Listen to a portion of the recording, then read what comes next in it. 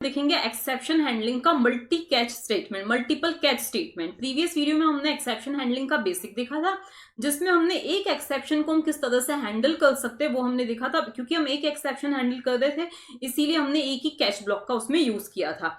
किस तरह से हमने देखा था, पहले हम उस चीज को समझ लेते हैं। तो देखो, जैसे कि ये हमारा कोड था जो कि एरर प्रोन कोड था, जिसमें हमें पता है कि यहाँ पे एरर आ सकती है, ठीक है। और एरर आई भी, जैसे कि हमने डिवाइड बाय 0, यहाँ पे ए की वैल्यू 20 है, बी की वैल्यू 0 है, 20 को 0 से डिवाइड किया, रन टाइम एरर आई। इसी पॉइंट पर प्रोग्राम क्या हो गया, टर्मिनेट हो गया, और हमारे बाकी की ये जो दो स्टेटमेंट्स है वो एग्जीक्यूट नहीं हो पाए। और जो एरर आई वो भी बड़ी बेकार सी एरर थी, जो कि कोई यूजर फ्रेंडली नहीं थी, कोई ना समझ सके ऐसी एरर थी, ठीक है ना। तो इसी को हैंडल करने के लिए हमने ट्राई कैच ब्लॉक का यूज किया था। जो सेंसिटिव कोड है, जो एरर प्रोन कोड है, जो क्रिटिकल स्टेटमेंट्स है, उनको क्यों ना एक ट्राई ब्लॉक के अंदर लिखा जाए। तो उससे क्या होगा कि अगर यहाँ पे कोई गड़बड़ होती है तो ये क्या होगा, एक रन टाइम एरर को थ्रो करेगा। मतलब वो थ्रो करेगा तो उसको कोई ना कोई कैच करने वाला भी होना चाहिए। तो अब हुआ क्या, इसने एरर को थ्रो किया। कौन सी एरर इसने थ्रो की, एरिथमेटिक एक्सेप्शन, ऐसी इस रन टाइम एरर को इसने थ्रो किया है। और इसको कैच करने के लिए एक कैच ब्लॉक है। अगर ये कैच ब्लॉक नहीं होता तो वो नहीं कैच हो पाती। तो एक कैच ब्लॉक है जिसने इसको क्या कर लिया, कैच कर लिया, और जो भी मैसेज था वो प्रिंट करवा दिया।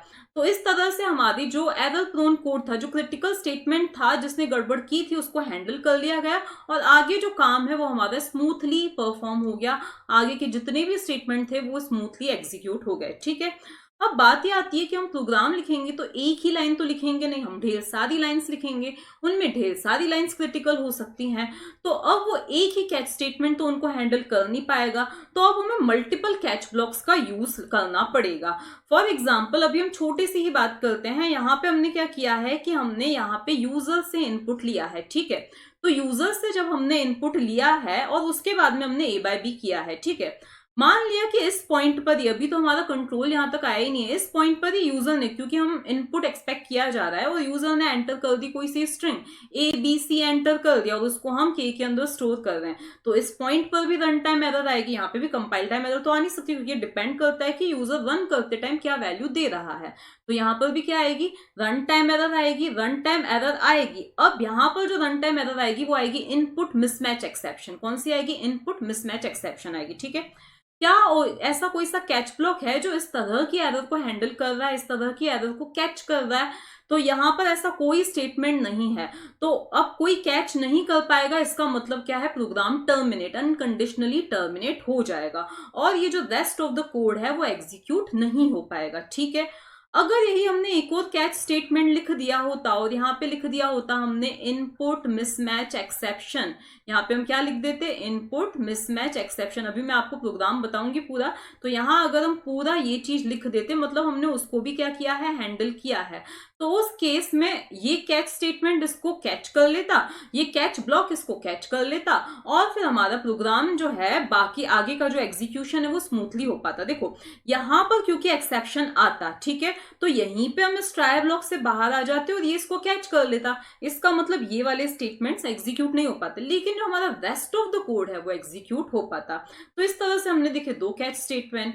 तो इसी तरह से हम ढेर सारे कैच स्टेटमेंट, जिनमें हमें डाउट हो रहा है कि हाँ ये जो स्टेटमेंट्स है इस तरह की एरर थ्रो कर सकते हैं, तो हम उनके लिए कैच स्टेटमेंट्स लिख सकते हैं। किसी पॉइंट पे अगर हमें नहीं समझ में आ रहा है कि भाई कौन सी और एरर कौन सी आ सकती है, तो हमारे पास एक सुपर क्लास होती है इन सब की मम्मी, जो कि होती है एक्सेप्शन क्लास। तो अगर हमने लिख दिया, देखो ये सारे कैच लिख दिए, उसके जस्ट बाद अगर हमने ये स्टेटमेंट लिख दिया, कैच एक्सेप्शन ई, तो मान लिया कि ऊपर जो भी कैच ब्लॉक्स है उसको कैच नहीं कर पाए, तो उस केस में ये जो एक्सेप्शन क्लास है वो क्या कर लेगा, ये वाला जो कैच ब्लॉक है वो किसी भी तरह के एक्सेप्शन को क्या कर लेगा, कैच कर लेगा, और हमारा प्रोग्राम अनकंडीशनली टर्मिनेट नहीं होगा। जो रेस्ट ऑफ द कोड है वो स्मूथली क्या होगा, एग्जीक्यूट होगा। माइंड में यह आता है कि जब ये सभी को हैंडल कर सकता है तो हम ये इतने सारे क्यों होते हैं, हम इसको भी रहने देते हैं, इसको भी रहने देते हैं। तो देखो मान लिया, देखो ये बात तो सही है कि ये सभी को कैच कर सकता है, लेकिन मान लिया कि हम हर एक एरर को अलग अलग तरीकों से हैंडल करना चाहते हैं। भाई यूजर ने डिनोमिनेटर 0 दिया है, तो हम वापस से इसमें डिनोमिनेटर की वैल्यू पूछे, बी की वैल्यू हम वापस से पूछें, ठीक है ना। मान लिया यूजर ने इनपुट गलत दिया है, तो उस केस में हम क्या करें कि इनपुट वापस से पूछें। मतलब हर एक हैंडल, अगर हम एरर को अलग तरीके से हैंडल करना चाहते हैं तो हमें अलग अलग कैच ब्लॉक से लिखने पड़ेंगे, क्योंकि इसके अंदर तो जो हम एक फिक्स मैसेज लिखेंगे वही प्रिंट होने वाला है हर एक तरह के एक्सेप्शन के लिए, इसीलिए अलग अलग कैच स्टेटमेंट्स का यूज किया जाता है। दूसरी बात जो आपको ध्यान रखनी है, इसको हमें सबसे नीचे ही लिखना है, मतलब सभी कैच ब्लॉक्स के नीचे ही हमें इसको लिखना है। ऐसा क्यों करना है, क्योंकि मान लिया इसको मैं ऊपर लिख देती हूँ, इस स्टेटमेंट के जस्ट बाद में इसको लिख देती हूँ, तो किसी भी तरह की एरर आती है तो ये इसको क्या कर लेगा, हैंडल कर लेगा। तो जो नीचे के कैच ब्लॉक्स हैं वो कभी एग्जीक्यूट होंगे ही नहीं, तो अनरीचेबल कोड की क्या आ जाएगी, एरर, कंपाइल टाइम एरर ही आ जाएगी। इसीलिए क्योंकि ये सुपर क्लास है तो सुपर क्लास को सब क्लासेस के बाद में ही हमें लिखना पड़ेगा, ठीक है, नहीं तो यही सबको क्या कर लेगी, हैंडल कर लेगी। अब हम प्रोग्राम की हेल्प से इस चीज को समझते हैं। अब इसी चीज को हम यहाँ पे समझते हैं। देखो ये हमारा प्रोग्राम है, इसमें हमने क्या किया है, यहाँ पे हमारा स्टेटमेंट नंबर 1 है, यहाँ पे ए की वैल्यू है 20, ठीक है। अब यहाँ हमें यूजर से इनपुट लेना है, इसीलिए हमने स्कैनर क्लास का ऑब्जेक्ट बनाया है।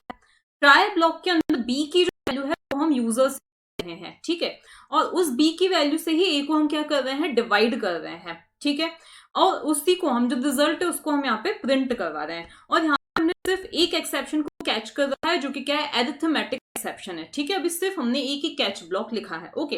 अब हम पहले इसको रन करते हैं। अब यहाँ ध्यान देना, हम 2-3 बार अलग अलग केसेस से रन करेंगे। पहले हम बी की वैल्यू बिल्कुल सही देते हैं, मतलब बी की वैल्यू 10 या कुछ भी दे देते हैं, तो इसको हमने किया रन।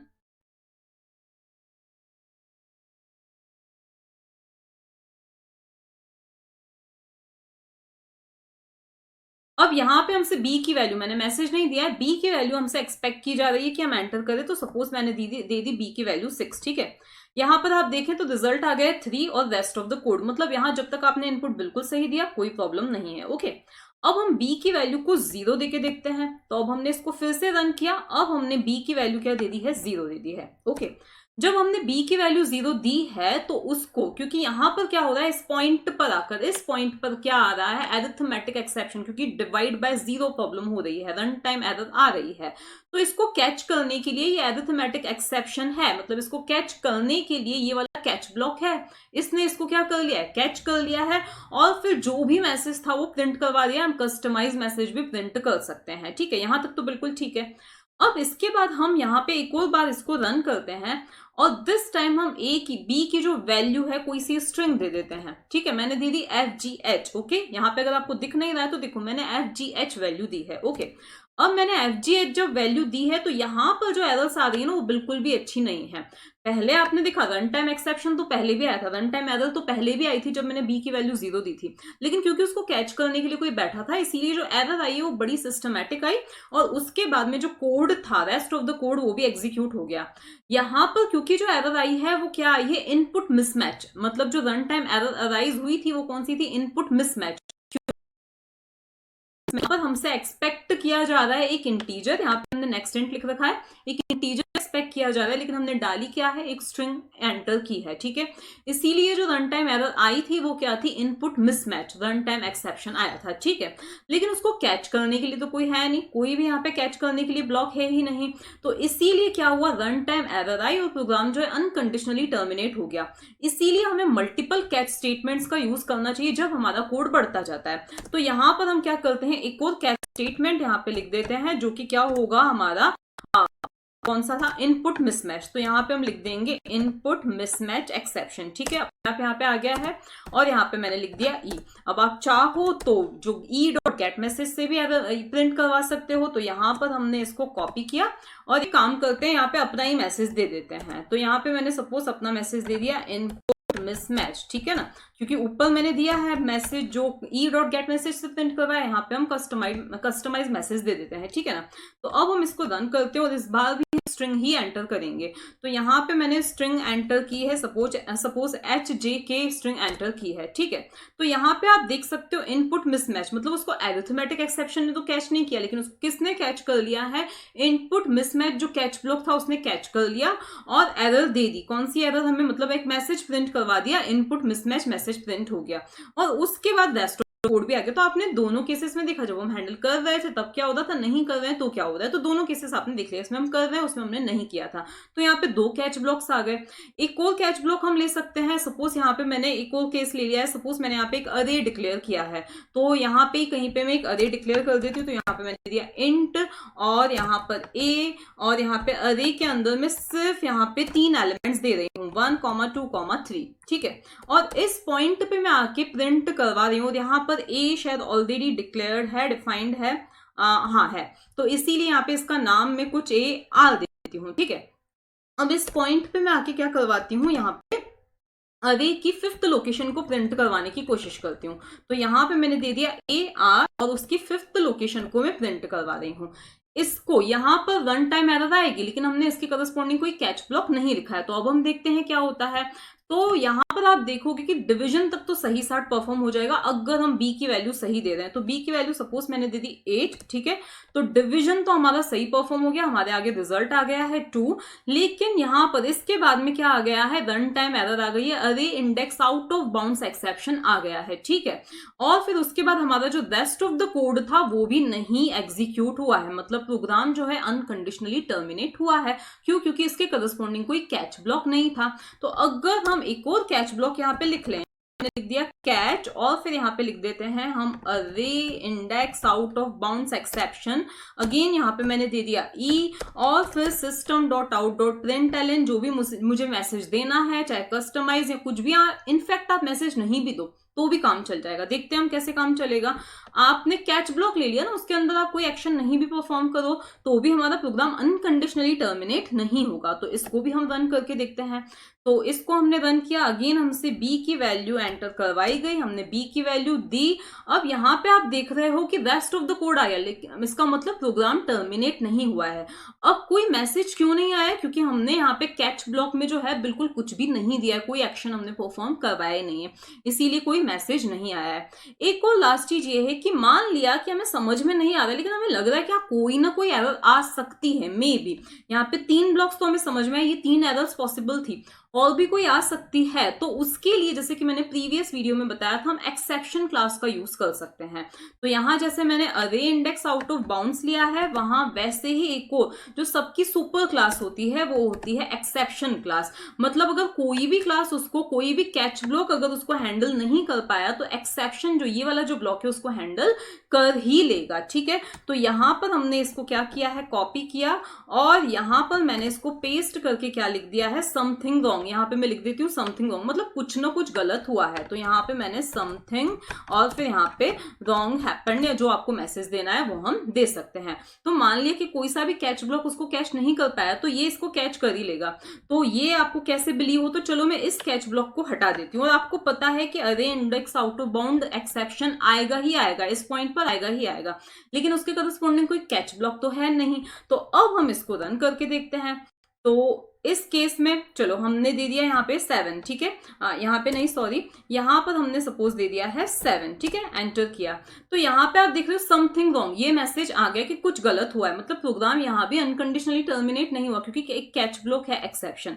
अब आपके माइंड में ये आएगा कि जब ये एक्सेप्शन किसी भी तरह के एक्सेप्शन को हैंडल कर सकता है, तो फिर हम ये इतने सारे अलग अलग एक्सेप्शंस क्यों दे रहे हैं? तो देखो, ये क्योंकि किसी भी तरह के एक्सेप्शन को एक ही तरह से हैंडल करेगा, मतलब जो हम एक मैसेज दे रहे हैं, जो भी एक्शन दे रहे हैं वो परफॉर्म करेगा। लेकिन मान लिया कि हम चाहते हैं कि हर एक एरर को हैंडल करने का अलग तरीका होना चाहिए। एरिथमेटिक एक्सेप्शन है तो हम यूजर के सामने दें भाई बी की कोई सी और वैल्यू एंटर करो। मान लिया कि इनपुट मिसमैच एक्सेप्शन है तो हम यूजर से वापस से इनपुट पूछें। मतलब हम अलग अलग तरीकों से अगर हर एक एरर को हैंडल करना चाहते हैं तो फिर इस तरह से हमें अलग अलग कैच ब्लॉक्स देने ही पड़ेंगे, ऐसा नहीं कि सिर्फ एक्सेप्शन देते हैं, ठीक है। एक और चीज जो आपको ध्यान रखनी कि अगर आप इस कैच ब्लॉक को यहां से हटाकर आप यहां पर पेस्ट कर देते हो तो उस केस में क्या होगा। तो इसको हम रन करके देखते हैं। तो यहाँ पे आप देख रहे हो यही एरर आ रही है। इसका ये एरर आने का रीजन क्यों है? कंपाइल टाइम एरर आ गई। जब एक्सेप्शन, क्योंकि ये सुपर क्लास है, ये किसी भी तरह के एक्सेप्शन को हैंडल कर लेगी, तो हमारा जो कंट्रोल है वो कभी भी इन ब्लॉक्स तक तो आने वाला है ही नहीं, तो ये देने का सेंस ही नहीं है। मतलब ये अनरीचेबल कोड हो जाएगा, ये कोड कभी रीच ही नहीं होगा। इसीलिए आपको हमेशा ये जो सुपर क्लास है उसको कहाँ देना पड़ता है? इन सब क्लासेस के नीचे ही देना पड़ेगा। इस बात का आपको ध्यान रखना है।